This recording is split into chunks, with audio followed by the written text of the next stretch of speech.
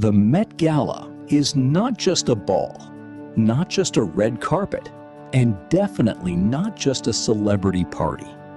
It's an event where fashion becomes art and clothing becomes a statement.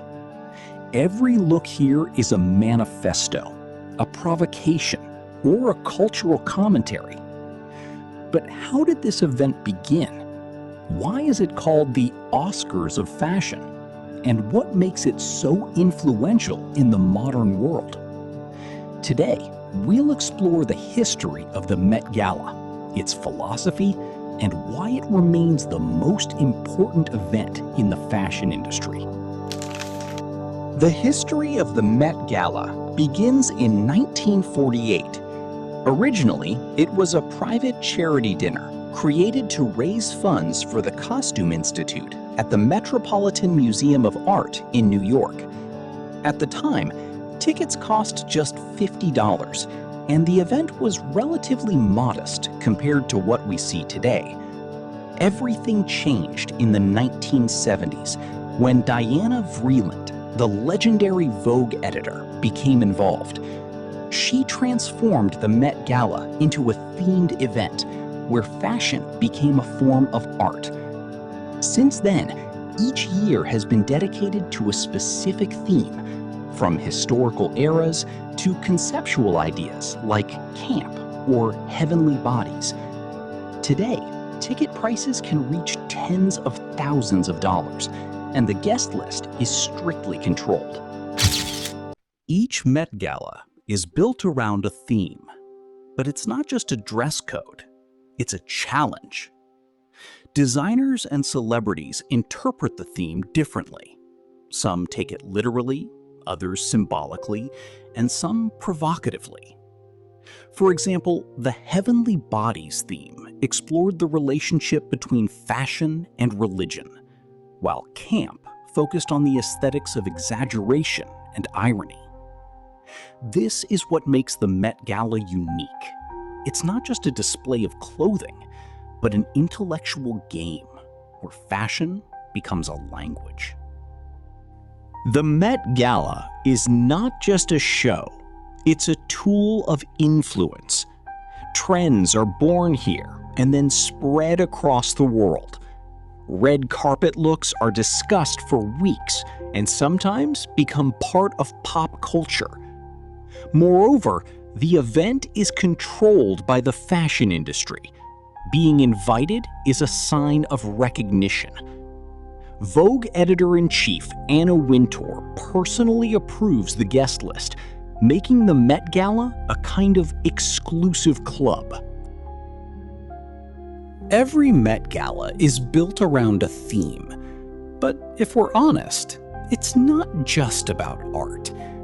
To some people's regret, or perhaps to others' delight, fashion here moved beyond pure creativity. It has become a language of influence. On one side, it is art, real, bold, sometimes even genius. On the other, it is a show.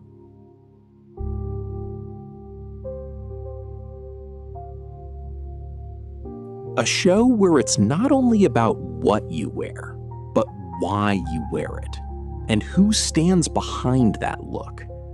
Because behind every outfit, there's more than a designer. There are stylists, brands, contracts, investments. And sometimes it feels less like a red carpet and more like a showcase. A showcase of ideas, status, and most importantly, money. The Met Gala is a place where fashion says, this is how you can live, this is how you can look, and this is what is worth paying for.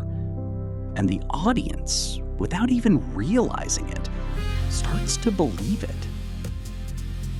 There's another side that people rarely talk about out loud.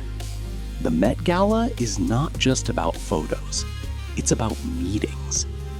While cameras capture the looks, inside there are conversations no one sees.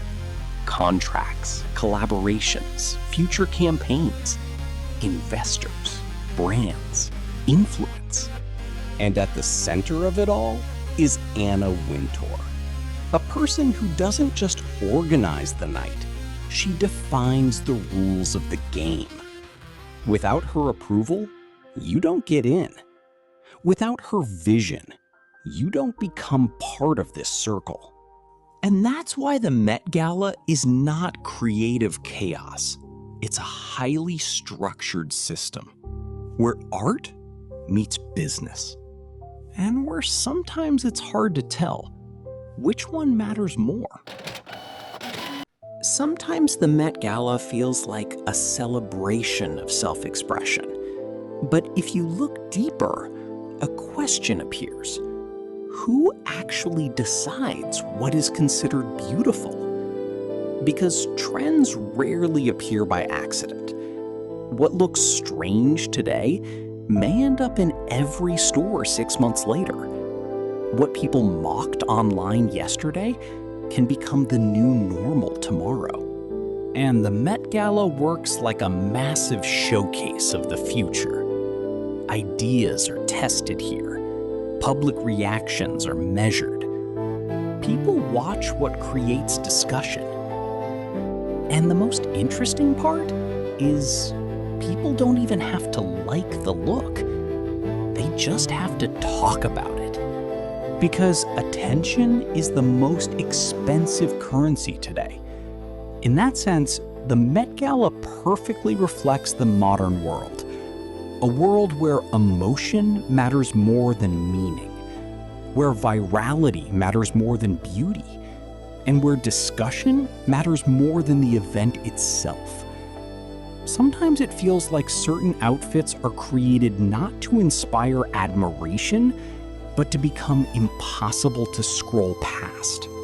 Social media has made the Met Gala feel closer to ordinary people, but at the same time, it has made the distance even greater. It feels like we became part of that world. We see the photos, we watch the interviews, we follow the preparation. But in reality, we are only allowed to watch. The Met Gala creates the illusion that elite culture is accessible, while the world itself remains completely closed. And perhaps that is exactly why the event fascinates so many people. People have always been curious about how those above them live, what rules they follow, what conversations they have, who sits at the same table. Because this is no longer just fashion. It is a demonstration of power through aesthetics. And yet, despite all the criticism, people continue watching the Met Gala every single year. Why? Because it is beautiful, strange, sometimes absurd, but always spectacular. The Met Gala has become a modern form of theater. Only instead of actors, there are celebrities. Instead of costume designers, world-famous fashion houses. And instead of a stage, a red carpet. People love stories. People love symbols. People love watching something larger than everyday life. And the Met Gala delivers that feeling perfectly. Even people who know nothing about fashion still open the photos and start discussing what they see. Now it is part of global pop culture. And perhaps the true power of the Met Gala is not in the dresses, the brands, or the celebrities, but in the fact that it perfectly reflects the era we live in. An era where the line between art and marketing has almost disappeared, where a person becomes a brand, and where human attention turns into capital. The Met Gala did not create this world, but it learned how to reflect it perfectly. That is why some people see it as great art, while others view it as an expensive performance for the elite. But almost no one remains indifferent to it. And perhaps that is its real value.